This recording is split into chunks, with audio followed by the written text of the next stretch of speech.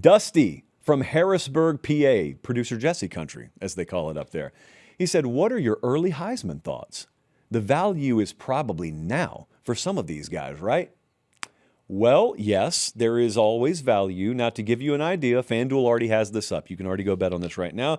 I know because I did earlier today. I'll even tell you who I bet on in just a second. But first, what you should know is 12 of the top 13 guys in the Heisman odds are quarterbacks. Stands to reason, right? 8 of the last 10 winners are quarterbacks. And outside of Travis Hunter, we had a pure wide receiver win the thing in 2020. That was Devontae Smith. We had a pure running back in Derrick Henry win it in 2015, Mark Ingram in 2009. Outside of Alabama non-quarterbacks and Travis Hunter, who was a two-way player, nobody has won this thing outside of the quarterback position in several years. So it's probably going to be a quarterback, but then again, probably is not definitely. Therefore, if we're looking at value, I'm going to find you some value down the board. Now, Bradley's got the odds up right now on a good old-fashioned slider on the screen here. If you're listening on podcast, though, that's fine. It is my duty to inform you C.J. Carr, quarterback, Notre Dame, is the current odds favorite to win the Heisman Trophy. Do you think C.J. Carr is going to win the Heisman? Yes or no? It's not a tweet. I don't even know why I said it that way. It's not a poll. I guess you could put one in the live chat. Yeah, okay, go ahead. I'm sure we have no idea how that'll go. I don't think I like it. Now, I do think I like C.J. Carr. I think I like Notre Dame. I may even pick them to win the national title. I think C.J. Carr is going to be a wonderful player this year. Here's the problem. If you're telling me he's going to be the favorite, then I've got to believe that he's going to put up big enough numbers. Therefore, I've got to believe they're going to be in games that require them to call the kind of offensive game that sees him put up big numbers. And I got to be real with you. I think Notre Dame's going to splatter like 8 of their 12 opponents. And I just don't know that he's going to put up big enough numbers. I don't see that. And so I do not think C.J. Carr is my pick here. I think out of the top 10, honestly, Darian Mintz is probably the best value that I see because he's fourth out of all the returning quarterbacks in the country this year in terms of passing yards from a season ago. And he did that at Duke. So he's going to have better players around him. He's going to be in a better system. They upgraded system and skill. Well, Darian Mintz upgrades his surroundings, but also if you think about what Miami's losing defensively, maybe Miami needs to score a little bit more this year. And not quite Cam Ward, please score 50 and then we'll hope to only give up 49. Not going to be like that at all. Miami's going to be a national title contender. We trust Corey Heatherman implicitly to put a good defense on the field. Maybe it's not a great defense, though. And so maybe unlike C.J. Carr up in South Bend, maybe they do need to keep the pedal down all 4 quarters, a vast majority of the season at Miami. So I think Darian Mintz is going to have a great year. And look, they don't call me. FanDuel doesn't call me for consultation. But if they did, I'd say bump him up a little bit. Now, in the 11 through 20 range, because we are talking about value here, Heisman breakdown in March. What has become of this show? 11 through 20 range. Look at number 11. That's Brendan Sorsby. Plus 2,000 odds. Let me sell you on this idea for just a second. He's playing for Texas Tech, in case some of you wandered away and somehow you've come back to a college football show in March. Welcome back.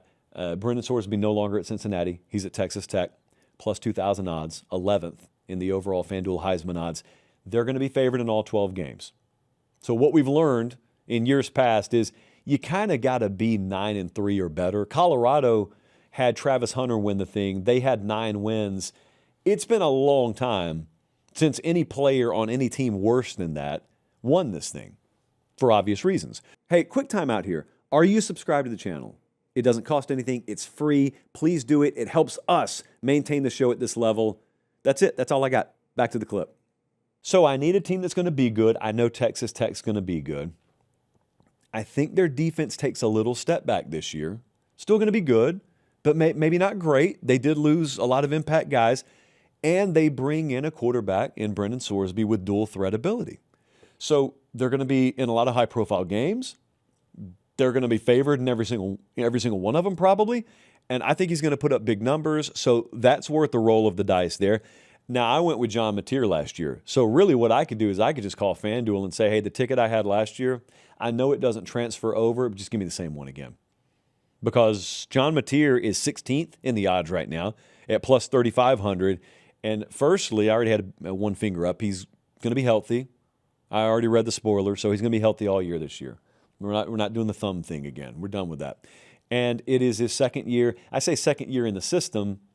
It's really like his third year in the system, but it's his second year at Oklahoma. So he knows his way around now, Jesse. He knows his way around campus.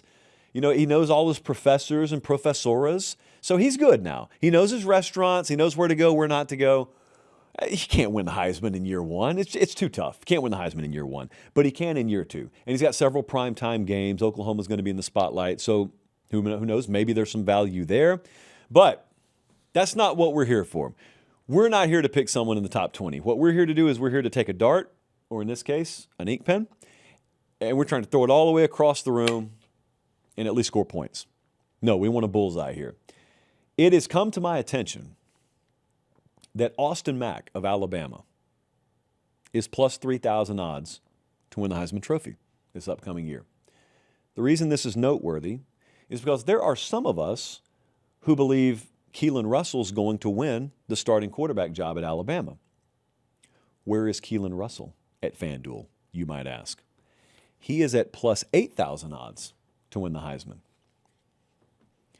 I bet it an hour ago, so I'm putting my money where my mouth is here. Keelan Russell, if he remains healthy, will not remain plus 8,000 because I think there's a more than reasonable shot he wins the job.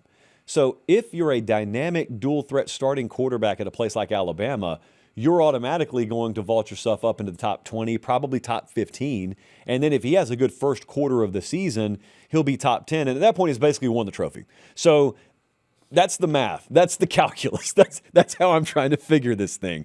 Also, if you don't want to go the quarterback route, if you are anti-quarterback, Bo Jackson is your guy.